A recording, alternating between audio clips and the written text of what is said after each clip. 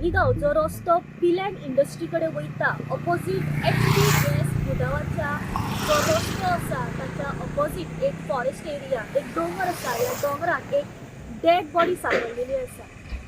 घटनास्थळी सध्या जे सालिगांवचे PI आसा सोमनाथ महाजी हांगासर पाविल्ले आसा. हांगासर पंचनामा आनी इन्व्हेस्टिगेशना खातीर पाविल्ले आसा.